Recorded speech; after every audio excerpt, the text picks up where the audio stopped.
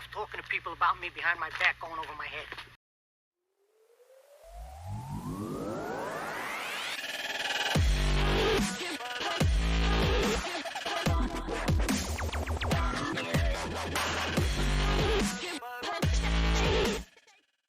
Welcome to Kyle Anthony's UFC Betting Show. I am Kyle Anthony, and welcome to the podcast. Welcome to the betting show for UFC 270, a massive card, 2 title fights. We are going to be breaking down Francis Ngannou versus Ciryl. Gane. Have a really great angle, a lot of information here that I'm going to be breaking down and going over with you guys today. It is going to be a client play, giving it out for free this weekend, as well as we're going to talk about a prop bet, as well as fade of the card, and I'm bringing that back here. There was one spot that I would like to quickly talk about at the end of the show, so we will be going over all of that, but let me tell you something. Last weekend was a bloodbath for me. It was not a good showing. Very, very unhappy about how some of these fights kind of unfolded and kind of how they went. And my top play was a 4% play on Bontarine. Thought he did enough at plus 145. Thought it was a great spot for him, and thought he did enough. Judges went against us, but like even in football, if you lose by a last-second field goal or you get blown out, it still doesn't matter. You still lose the ticket. So what are we going to do there? Judges have not been kind to us, but we got to keep going. We got to attack this card. Excited to break it down for you guys here today. So what we're going to first talk about here is Francis Ngannou versus Ciryl Gane. I am very excited about this fight here. This is one of those fights where, you know, heavyweight fights always kind of have that little extra to it, a little oomph to it. This one's got a lot of layers with Gane, you know, past sparring partners and you know, coaching and all these shifting things going around, and the interim belt being on top of all that. So a lot of layers to this fight, as well as you've got Ngannou against the UFC. So there is just a lot going on, but exciting to talk about it here. So what we're going to do here, we're going to talk about both fighters. Last 3 fights for each fighter, see what we see if one fighter can expose the other, and if the line makes sense to place a wager. So we've got currently, you've got money coming in on Gane. Right now he's a minus 150 favorite, with the comeback on Ngannou is plus 130. So we're going to first talk about the champion here. Now, when you go back 3 fights ago, he fought Junior Dos Santos. Now, this is a great fight. Really kind of showed where Ngannou starts to now really steamroll even further into these bigger names. And this was also a spot here where I gotta say Dos Santos looked like he didn't want to be even in the cage anywhere near Francis Ngannou in this fight. He looked very timid early, and he does a lot of things where you did see even someone like Overeem do as well, where he kind of turtles up, and when there's pressure, he kind of turtles up against the fence or kind of runs away or has his back to his opponent. Kind of what happened here, and obviously there's going to be pretty quick things to talk about on the Ngannou side here. And he goes out there, and early he did throw calf kicks, and I thought that is something that I didn't realize that he actually did it with Stipe, and he's really starting to, I think that's just a great piece to add to his arsenal, where you've got somebody who can start to really chip away at the legs, and then it opens up the shots. He threw some hard calf kicks to Junior Dos Santos early. He ends up kind of, you know, somehow spinning, got his back to Ngannou. Ngannou throws bombs, drops him, ends the fight in the first round, minute and 11 seconds. In the first round, he goes out there and gets the victory. 2 fights ago, he fought Jairzinho Rozenstruik. This is another one of those fights here where not much to break down, but this was a fight that Rozenstruik actually was asking for and was calling for Ngannou and was saying, hey, everyone's scared to fight him. I want to fight him. So it added a little bit layer on that side of things, but that I think also just boiled Ngannou to get to that next level where he wanted to just run through him. He sure did. It took 20 seconds. He pushed forward, dropped him, and then the flurry that he lands when Rozenstruik is out, or at least down, is just brutal. I mean, he throws 3 or 4 really hard shots to his head, jumps in, fight over. So there you have it there. And then we've got, most recently, is pretty much the biggest fight that he's had, is Ngannou versus Stipe Part 2. And we all know what happened in the first one where, Ngannou with the cardio issue, I'm going to touch on the cardio issue a little bit later, but he had the cardio issue. He had, it wasn't just able to really, defend those takedowns. And Stipe did what he needed to do to survive and get the win. Here, it was just a different animal. I think this really shows, at least on my side, where Ngannou was going, how he's consistently getting better. His striking, we know, is a little bit wild, but I think it's more unorthodox than it is as wild. His hand speed is there too, backed by the power. And I think that's a part where he really throws these punches from different angles and kind of like a hook uppercut, kind of, I mean, just the way he throws them and and how he fires them, and all of them have power, really starts to, you know, set a different kind of pace and a different kind of fear into some of these heavyweights. But we go into this fight here, and you've got Stipe part 2. And again, this was a spot here where Ngannou opened with calf kicks. I think that is going to really help him. Again, that's a different spot. If you start worrying about the leg kicks, then you can start opening up some shots to the head. But really here was the whole fight is pretty much Gane was walking him down. Ngannou kept the pressure, kept walking him down, but there were spots there. And I think this shows again the growth of Ngannou, is that there were spots there where he hurt Stipe, or maybe he, you know, clipped him, or whatever it may be. And he didn't just unload. He didn't just, you know, throw, you know,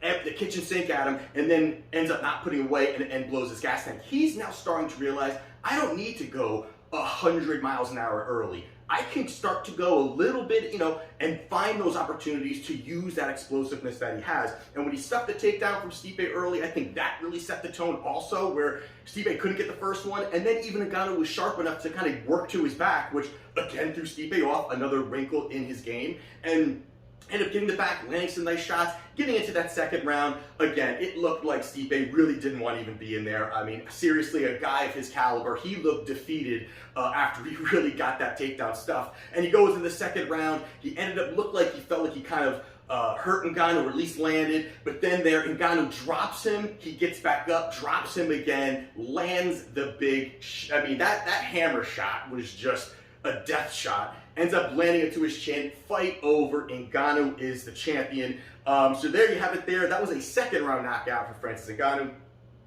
Now, their side, we've got Ciryl Gane. Ciryl Gane 3 fights ago fought Jardiño Rozenstruik. Now, this just shows the difference in strategies or fighting for both how these guys attack the same person. And Gane in this spot just stayed at distance, worked at distance. He was, you know, and again, that's his game. He great kickboxer, I mean, light on his feet, able to move around, still has power, but still is able to just move around very lightly. Great kicking game, I mean, a fantastic arsenal. But Rozenstruik really didn't throw in the fight. I mean, he really didn't do jack shit when you're talking about this fight from 5-round perspective, and his corner is yelling, throw. You gotta be active. Throw. And even second round, third round, fourth, I mean, he wasn't doing a thing. Gane, you know, and again, it could be credit to Gane, where Gane was maybe landing some nice shots and just kind of the movement was throwing him off, but you gotta throw. I mean, there's a point you gotta just throw. So Gane ends up getting the decision victory there. There were spots where he could have maybe pressed a little bit, or could have maybe, you know, looked to seek the kill. Didn't do it, but played it to the safer route. Ended up winning a clean and easy victory over Rozenstruik via decision. Then 2 fights ago, he fought Alexander Volkov. This is another great stylistic matchup for him again. A nice spot where you got a guy who's also a kickboxer, who's not going to look to take you down, and he did well again. And Volkov is, you know, a little bit more slow plotting. You know, doesn't have much movement to him, but he ended up trying to, you know, the controlling part was really the distance management that Gane has. He really was able to utilize the front kick, utilize his cage movement to just kind of keep the distance enough where the slower Volkov could not land, could not find the big shots, but he really played well there. I thought he had a good, a good strategy kind of going in that, into that fight, but he goes out there, he gets the decision victory over Alexander Volkov. And then most recently, he fought Derek Lewis. Another spot here, we've got a big power puncher who's a little bit slower, when it comes to footwork. But in this spot, you know, really, this is another place where nobody threw. I mean, you had Derek Lewis, who is known to kind of like, you know, go balls to the wall and just kind of throw a big shot. Just couldn't really do anything. There was no real movement from him anywhere in that fight. We were talking about just offensive attacks. He was at home. They talked a lot about that afterwards, that he felt he had a lot of pressure fighting home, which is a whole other conversation I'm not getting into. But he just was not throwing. And Gane again worked from the outside, landed some nice shots, and then it almost looked like Lewis was tired or kind of just out of it. But Gane landing big body shots ended up putting him away. I believe it was a 3rd round TKO. for Gane there. So with that all being said, I think the first thing that we got to talk about when we're looking at this is cardio. Now, people are all, we're all looking at this as, hey, cardio, if Gane can take him to the third and the fourth and the fifth, yes, I think there's an advantage there. I think if it's going that deep into the fight, there's a good chance that Gane is just outlanding him. I don't think it's that Ngannou is getting tired. Everyone's going to be tired in these later rounds. But, when you're looking at a 5-round fight here, Ngannou, and he was definitely not as in good shape as he is now. He's always a monster, but he's definitely kind of, thinned out some of that big bulk that he had. And you've seen he's gotten better. You've seen even the takedown defense. And that was a 5-round wrestling match. And I don't see in this where that's going to be. For Gane, the most part, he's kind of comfortable on the outside, and he's not going to be going in there. He's not going to be looking to land the big shots and sit there and exchange with Ngannou and take Ngannou down. And I don't see any of that happening, where that's going to at least kind of keep the gas tank of Ngannou intact going into the 3rd round and maybe even the 4th round. I don't see that that's going to be an issue there. I think that if you're looking also at that, he's been more measured. He's not like dumping out the cardio and just going balls to the wall in that 1st round. He's finding these 1st round finishes, but he's been patient. Even with Stipe, he was patient. He was still landing, and he still won the 1st round and was very patient until he found the big bomb. And then the also part is there's no worries of takedowns for Ngannou. There's zero worry of takedown for him. If anything, Ngannou may be looking to implement that into his game plan and throw off Gane a little bit. We're looking for some takedowns. Now, I don't know. Now, could that be an issue? We're talking about cardio. If he's comfortable enough and he starts level changing just to give him a little bit of a different look, I think that's going to help him there. But I think the big part that this ties into is the types of fights that Gane has faced.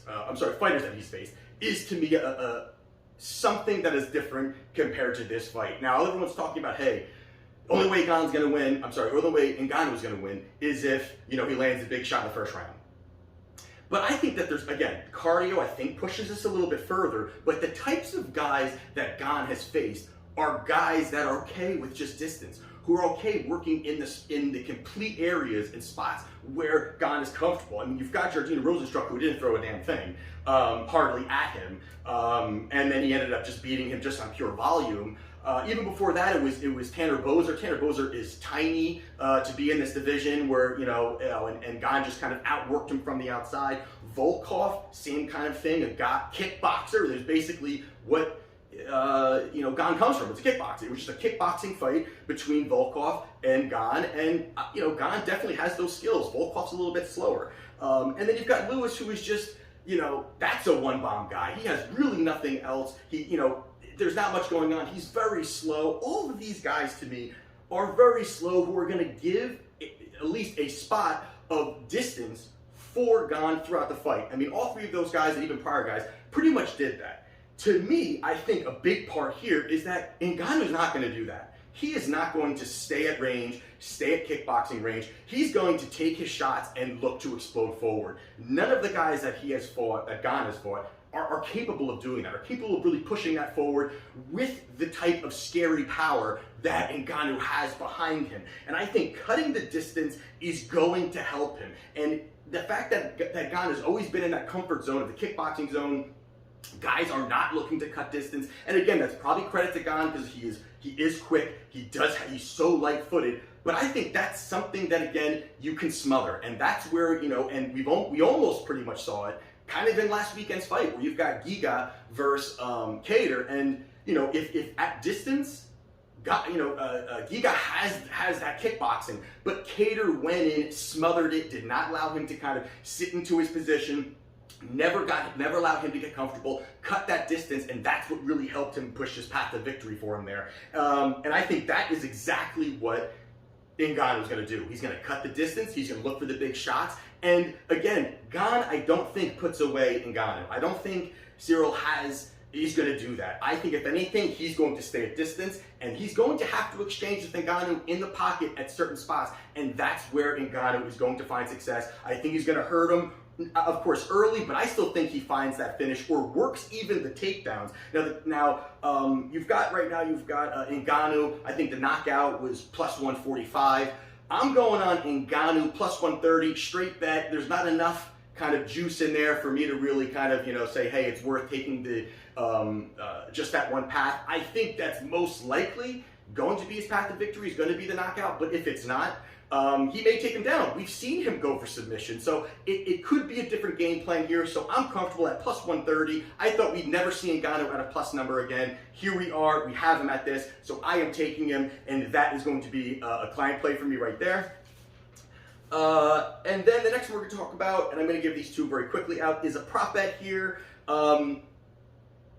Is Ilia Topuria versus Charles Jourdain. Ilia is minus 590, roughly around there. You've got Jourdain coming back at plus 410. Crazy numbers there. And first off here, I'm not betting a side here in this, but this line's crazy to me. This line is way wide. I am really, as we all are, high on Ilia. Guy's got just massive potential. But Jourdain is a scrappy kind of guy here. So to me here, he should be a favorite, but I think the line's a little bit too wide. But besides for that here, this is a spot here where we're looking at a prop here, is really on the total. And you're looking at the total here. You've got the total at 1.5 at minus 135. 1.5 to me here, I think this pushes me to the over. I think the price is good here as well, because you're looking at here, Jourdain to me, he's actually pretty well-rounded. He's got skills, he's very capable, he can put out a good volume, just went out there and he just, beat the shit out of Andre Ewell, went out there and, did a great number on him there. And, this is a short notice, so I think that's also spreading it, where people say, oh, it's a short notice. He fought in December. He fought Ewell. He did great. He had a fantastic win. It's not like he's coming off and he just had this absolute war, or he's been on the couch for 8 months. He's in fighting shape. I think this could help him at least go in there and make it at least competitive within those first few rounds. And again, he's in shape. We've got Ilia, the guy is undefeated. He's for good reason. He's looked great knocking out some of these guys. He's 3-0 in the UFC, 2 finishes within the UFC, 2 first-round finishes. Again, for me here in this spot, I just really think that the over is a nice sprinkle here to play as a prop. If you're looking at it, the awkwardness style of Jourdain, I like. I think that he can kind of, he's got a good kicking game, he's got good weapons, he's active.